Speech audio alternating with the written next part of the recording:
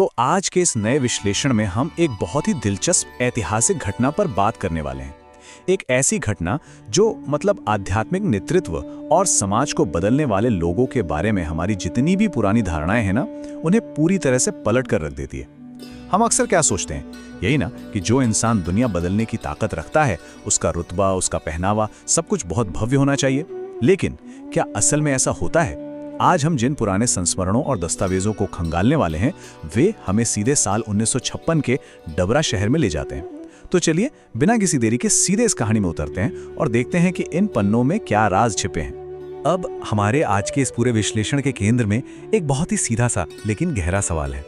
एक सच्चा क्रांतिकारी असल में दिखता कैसा है? क्या उसके लिए हमेशा बड़े बड़े नारों, चमकते हुए कपड़ों या किसी बहुत भारी तामझाम की जरूरत होती है?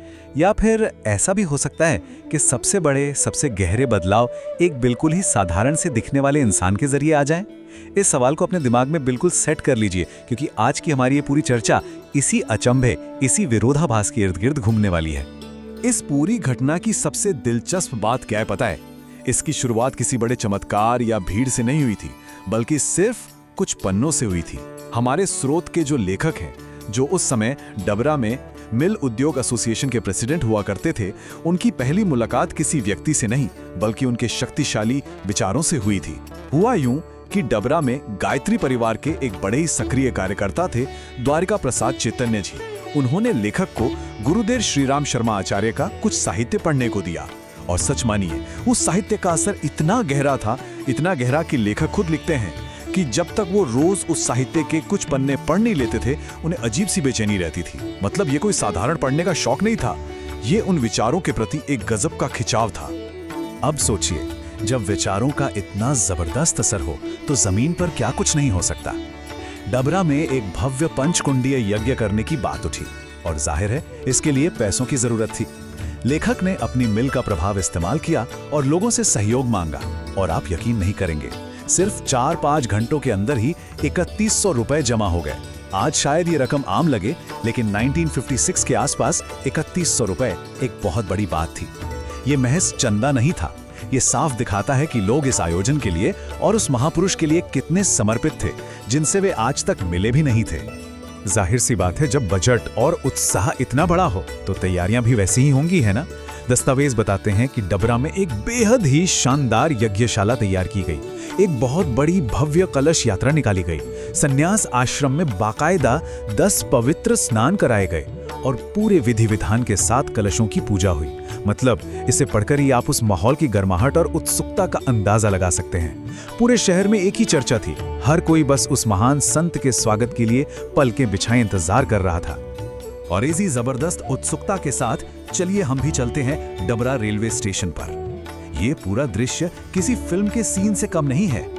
ट्रेन आने में अभी आधा घंटा बाकी था, लेकिन पूरा स्टेशन लोगों से खचाखच भरा हुआ था। सबके हाथों में स्वागत के लिए बड़ी बड़ी मालाएं थीं। जैसे ही ट्रेन प्लेटफॉर्म पर आकर रुकी, लेखक और उनके साथियों ने सबसे पहले फर्स्ट क्लास और सेकंड क्लास के डिब्बों की तरफ दौड़ लगाई। आखिर एक इतने बड़े संत, जिनके लिए पूरे शहर में इतना भव्य आयोजन हो रहा है, जाहिर है वो किसी ऊंचे दर्जे के डिब्बे में ही सफर कर रहे होंगे, राइट? लेकिन यहीं पे सोच और सच्चाई की एक बहुत बड़ी टक्कर होती है। एक तरफ वो छवि थी जो लेखक के दिमाग में छपी हुई थी कि संत हैं तो माथे पे बड़ा सा त्रिपुंड होगा, गले में रुद्राक्ष की मालाएं होंगी, भगवा वस्त्र होंगे और वो फर्स्ट क्लास से उतरेंगे। पर सच्चाई बिल्कुल अलग थी। ट्रेन के सबसे पीछे वाले, जी हाँ, थर्ड क्लास के डिब्बे से एक व्यक्ति बाहर आया। उनके कपड़े देखिए, घुटनों तक का एक बहुत ही साधारण सा कुर्ता, एक जवाहर कोट, हाथ में एक पुराना सा टिन का बक्सा और बगल में अपना बिस्तर दबाए हुए। एकदम साधारण, एकदम जमीनी। अब ऐसे में दिमाग में सबसे पहला सवाल क्या आएगा? यही कि क्या सच में यही गुरुदेव हैं?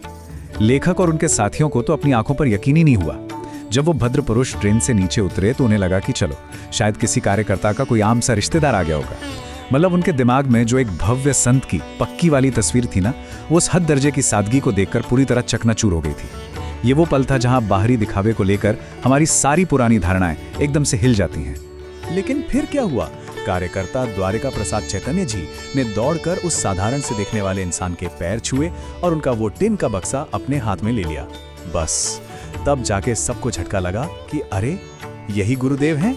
और यहीं से लेखक के मन में एक बहुत बड़ा बदलाव आता है।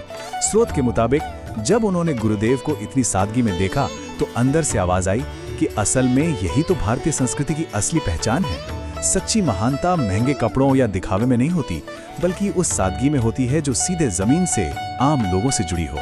खैर, कहानी का जो अगला हिस्सा है वो और भी ज्यादा दिल को छू लेने वाला है। अगले दिन सुबह सुबह गुरुदेव खुद पैदल चलकर लेखक से मिलने उनके पास पहुंच गए। और सुनिए, ये कोई गुरु और शिष्य वाली भारी भरकम औपचारिक मुलाकात बिल्कुल नहीं थी।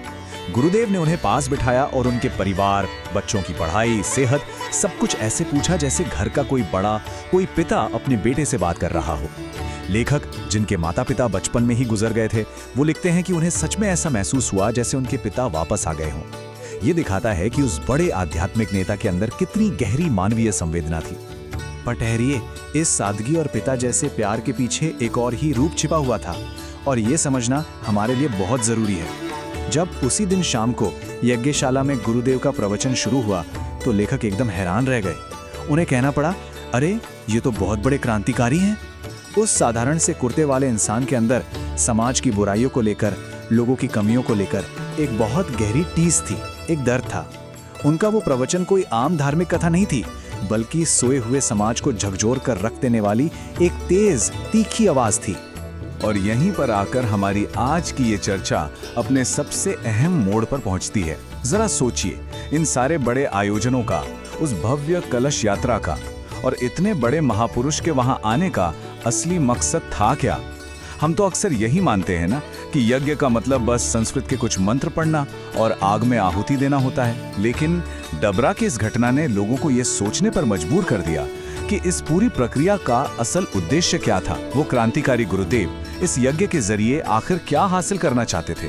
और यहीं पर सदियों पुरानी एक परंपरा को पूरी तरह से पलट दिया गया। जब पूर्णाहुति का समय आया तो गुरुदेव ने दक्षिणा का पूरा मतलब ही बदल कर रख दिया। उन्होंने बिल्कुल साफ शब्दों में कह दिया कि देखिए, मुझे आपके पैसों की कोई जरूरत नहीं है। मेरे इस यज्ञ की दक्षिणा यह है कि यहाँ बैठा हर इंसान एक संकल्प ले, एक बुरी आदत छोड़ने का और एक अच्छी आदत अपनाने का संकल्प। उन्होंने साफ घोषणा कर दी कि जो कोई अपनी बुराई नहीं छोड़ेगा उसे इस यज्ञ का रत्ती भर भी फायदा नहीं मिलेगा। सोचिए, ये कितना बड़ा कदम था। और उसका नतीजा क्या हुआ? उस दिन डबरा में जो सामाजिक सुधार देखने को मिला वो सच में हैरान करने वाला था। ये कोई किताबी बातें नहीं थी। दस्तावेज साफ बताते हैं कि सैकड़ों लोगों ने उसी वक्त यज्ञ की वेदी पर अपनी बुरी आदतें हमेशा के लिए छोड़ दी। किसी ने बीड़ी सिगरेट छोड़ी, किसी ने शराब, तो किसी ने जुआ और मांसाहार। और इसके बदले में उन्होंने क्या अपनाया? गायत्री मंत्र का जप करना, बड़ों के पैर छूना, मीठा बोलना और सादा खाना। ये था असली जमीनी स्तर का बदलाव, जो सिर्फ और सिर्फ एक इंसान के शक्तिशाली विचारों से मुमकिन हो पाया था। इस पूरी घटना ने वहां बैठे हर एक इंसान के दिमाग पर बहुत गहरा असर डाला। खुद लेखक ने गुरुदेव से पूछ लिया कि महाराज, सिर्फ मंत्र पढ़ने वाले पंडितों के यज्ञ में और आपके इस अनोखे यज्ञ में क्या फर्क है? और यही सवाल इस पूरी वैचारिक क्रांति का सबसे बड़ा सबूत है।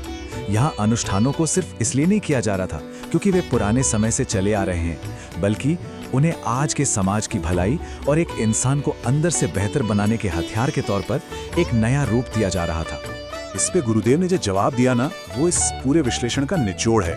उन्होंने कहा, बेटा, यज्ञ तो बस एक प्रतीक है, सिर्फ कर्म कांड ही सब कुछ नहीं होता। यज्ञ तो हमारी डुगडुगी है, लोगों को जगाने का तरीका है। उनका बिल्कुल स्पष्ट मानना था कि जो लोग सिर्फ मंत्र पढ़ते हैं, बड़े बड़े प्रवचन देते हैं, लेकिन अपने जीवन में, अपने आचरण में कोई सुधार नहीं लाते, वे सिर्फ खुद को धोखा दे रहे हैं और अपने अहंकार को पाल रहे हैं। सच्ची आध्यात्मिकता बाहर के दिखावे में नहीं है, वो तो अंदर के बलिदान में है, खुद को रोज थोड़ा और बेहतर बनाने में है। और इसी बहुत ही पावरफुल विचार के साथ हम आज के इस विश्लेषण के अंत पर आ गए हैं। आज हमने देखा कि कैसे रेलवे स्टेशन पर एक पुराने से टिन के बक्से के साथ उतरा एक बिल्कुल साधारण सा इंसान एक बहुत बड़े सामाजिक और वैचारिक तूफान का केंद्र बन गया।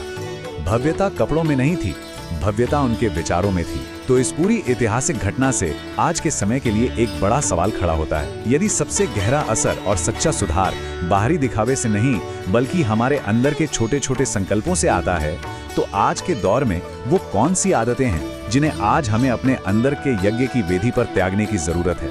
सोचिएगा जरूर। ये एक ऐसा सवाल है जो आज भी उतना ही प्रासंगिक है। इस विश्लेषण में हमारे साथ बने रहने के लिए आपका बहुत बहुत धन्यवाद।